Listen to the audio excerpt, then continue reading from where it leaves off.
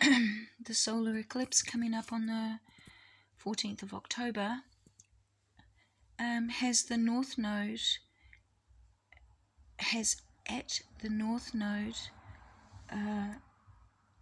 Lachesis, the measurer of fate. Lachesis is one of the three fates, and at the time of the solar eclipse door opening in the South Node, the door is already opened in the house of Aries, which is the North Node, and that is our destiny. So our destiny is the house of Aries. I am. Alright, so it's an important destiny for this lifetime. The I am is a lot to do with our solar plexus chakra, and that is our ego, and our ego is our personality, character, life experience, personification, and so yes, Aries, I am, the single I, the individual that I am. And everyone's like, oh yeah, it's about your spirit and it's about your soul. It is, but it is expressed through the solar plexus, and that is also our area, solar plexus chakra. Let me get it right. What's after that? Sacral? Hang on a minute. Red, orange, yellow. Yeah, that's all we got. Okay, so our courage comes from our solar plexus, and also so does our confidence. Comes from our solar plexus. What's the other word? That's all I got so far. So yes, our North Node, so she is the measurer of the fate, because we are going to experience fate is going to cross our path once the door opens at the solar eclipse in October 14th.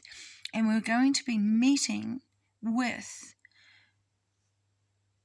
the energy of Persephone, Isis, Lilith. Now, they are three separate personifications, and yet the single attribute that I'm getting here is it is about death, the afterlife,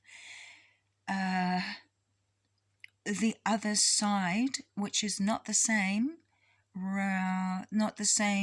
place as Persephone's, which is the passage to the blessed afterlife, and Lilith's realm, where all the demons are, is called the other side. So it's not the same place, okay, guys? Now,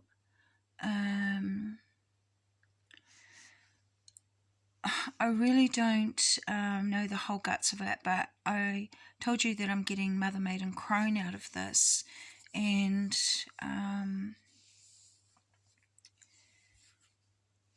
I feel that the crone and the mother is both Isis, because I don't want to put Lilith in that position, even though she's the mother of demons.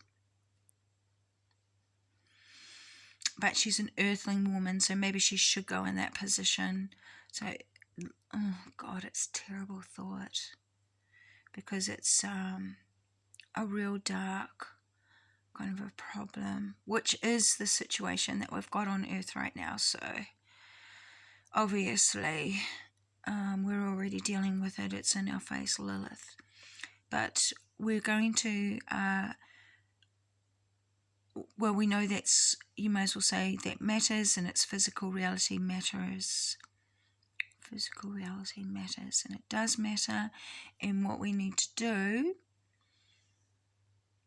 is bring them to, no, we don't bring them to anything.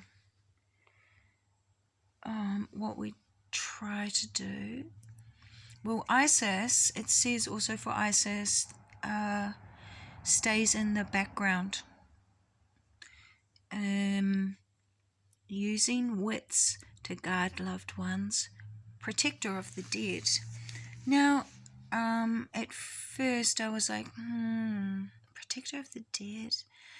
Is that really what she does? Protector of the dead?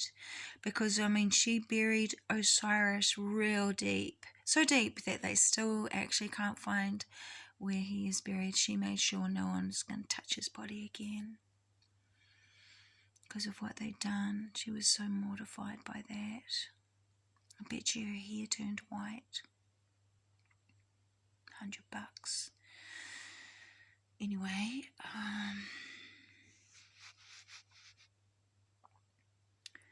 she is the mourner. Oh boy. Imagine the one that you love with all your heart on this earth, and you've brought them back to life, and then somebody has hacked his body to 14 pieces, and even with all your powers, you can't bring him back to life. But luckily for Isis, she was already pregnant. She'd already conceived before Osiris was hacked to pieces, when they were both living together, hidden in the place of the lilies, where the blue lilies are in Egypt, in the delta of the Nile. And yes, because they loved each other so much, and she went to the great lengths to bring his body back, even if it was dead. She just she wanted to save him, and she managed. He was alive, and so she was pretty stoked, and she did everything in her power to heal him, and it was all working. Everything was working except for murder took over. And Seth, of course, is related to Cain and Abel. There was 3 sons that they speak of, and it is Cain and Abel and Seth, the 3 sons of Adam and Eve. Now, in continuation, what we have here is, it says she is the weaver, and there would have been a way that she tried to knit his body back together. I bet you $100 she would have lovingly stitched his limbs back together and stuff. Oh.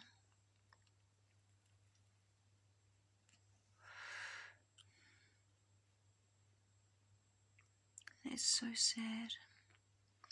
So in that case, she is like, when someone dies and they go to the mortician, she's like Morticia. Oh, Isis. She's like Morticia. She's like a mortician, okay? They dress the dead and they look after the dead body. I bet you that's a position of Isis, which I didn't think of before. Absolutely. Rights with the dead, it says, and that would be, the part where when the body does die, we treat it with the utmost respect for the life that was lived within that body, the soul and the spirit that have left the body. Now I'm not sure where the soul of Osiris went. That part I don't know. But the spirit that was Osiris became the Lord of the dead. So he became the Lord of the dead. And so we've got Samuel as the angel of death. And now we've got Osiris, the Lord of death. husband of Isis, husband of Lilith, the first one, Samuel, angel of death, and Persephone,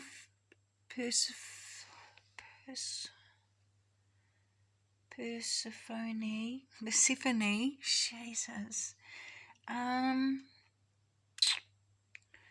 Hades, I can't remember. I've got to think about what Hades is, but he must be the king of death. I don't want to say that. So we've got a lord, we've got an angel, and Hades will be someone with a title about death as well. So,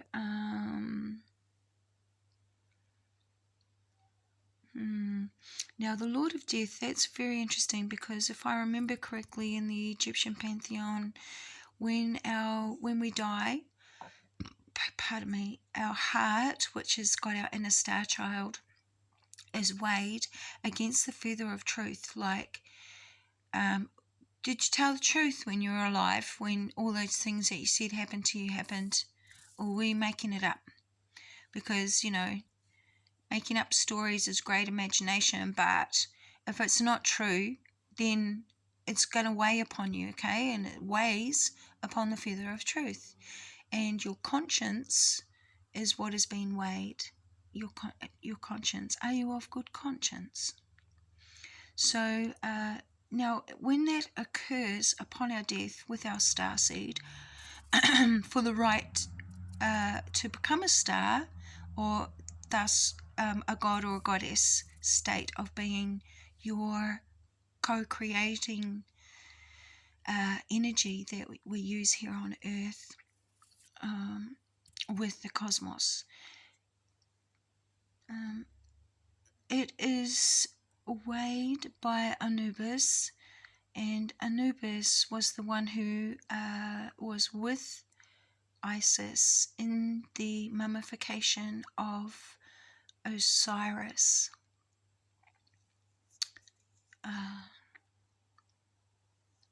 So he's the one who weighs whether you've got a good heart or not.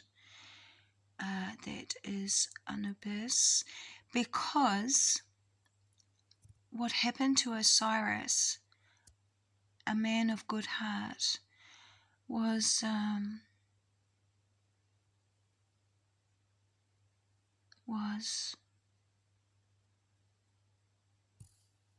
a tragedy upon this earth.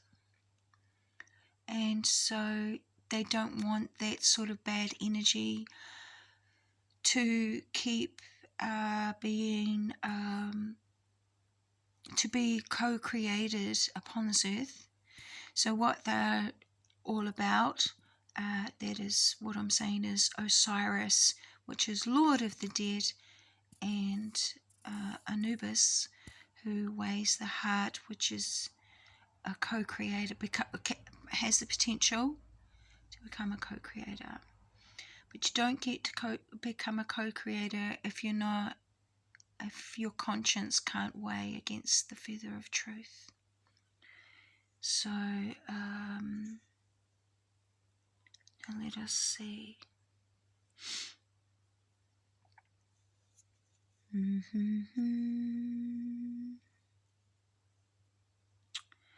So, rights with the dead.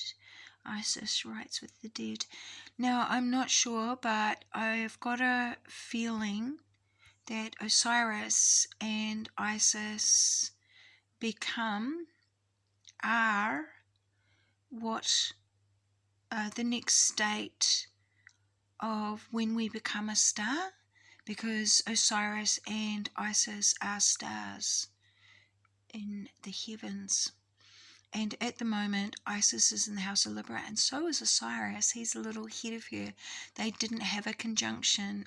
Don't know when they do, and I was kind of looking forward to seeing one, but we do have them in the same house. They are less than 10 degrees apart, so they're sort of close. And Isis is following Osiris in throughout the cosmos at the moment. Now,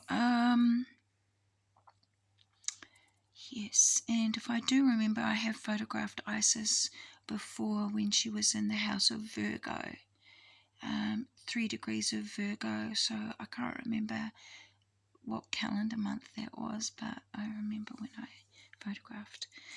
Now,